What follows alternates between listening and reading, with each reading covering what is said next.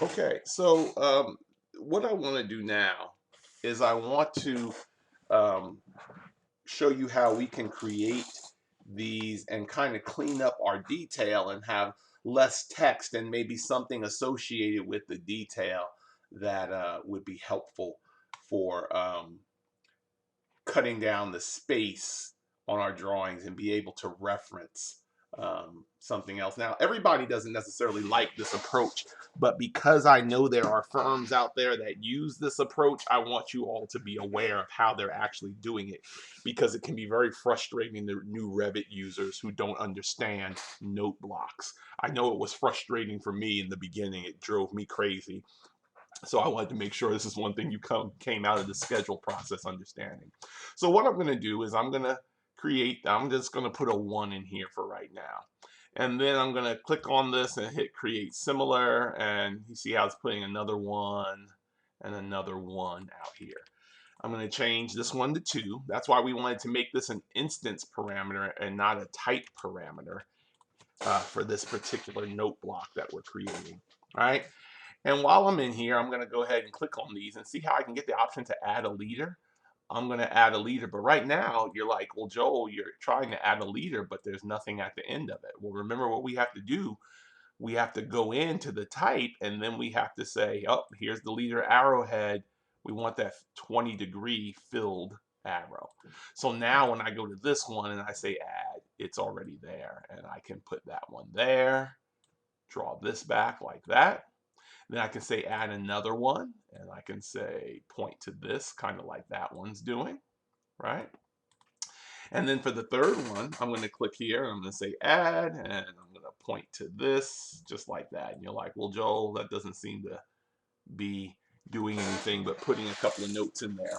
What about the text? Well, in order to do that, you see this one that says two by corner studs? I'm going to click on that, right? And then you see here's that other parameter. Remember that other parameter? What if I went to edit family? Remember note text? We didn't add note text as a note that would show up if we edit label. See, that one's just a parameter. So it's not quite invisible, but it's sitting off to the side. It's not part of the actual little note itself, but you're going to see how we're going to add that into the schedule. You'll see what I mean in a minute. I'm going to say, no, I don't want to change anything. So when I go in here, I click on this and you see it gives me space to type, and I'm going to press my caps lock key and I'm going to put 2x corner studs. Right? And I'm gonna make that little x a lowercase x because I like using the lowercase x when it comes to 2x4s or 2x6s. Okay. Then for note 2, it's a little longer, but I can just provide 2 little x 2x4 blocking at corners for baseboard, right? That's that one. And see, if I had shown that in the video, it would just show it in that note, and that's not what we want. So for the third one, I click on the note. Remember, it's an instance. I'm going to say 2x sill plate, right? And there you go. So now I've kind of put that information in each one of these that you're seeing on the screen, right? And now what I can say is, well, I don't need these anymore. But you're like, Joel, where do you see all this? Well, now is where we have to create a new schedule. So if we go to view and we go over to the schedules tab and go down, there's one here called note block. If we click on that, I'm going to say the note block I want to use is my new one is what? Note family, right? Isn't that the one that we use? Isn't that what it's called? Let's verify before we do it. If I click on that, it's called note family, right? So, and let me explain something else too. When I went in here, you see, I could rename this to something else, but I just left it simple, okay? So now, again, I go to schedules and I go to note block and I say, I want to use note family for this note block and I hit OK. And then I want to make sure that the parameters I include in the schedule are first note number and then what? Note text. I want those two things in there. And I don't have to use any formatting or sorting or filters. So I say, okay, and now here's my schedule, right? So now I can do some adjusting with this schedule. I can stretch that out so that I can see everything. Oh, it looks like I missed something in my note 3. Let me go back here for a minute. Up. Looks like I messed up. Let me go back a couple of steps before I deleted all my text. I thought I put it in there. I guess I didn't save it. 2x sill plate. And hit apply. Whoop. I wonder why it's not working out for me. Hold on one second.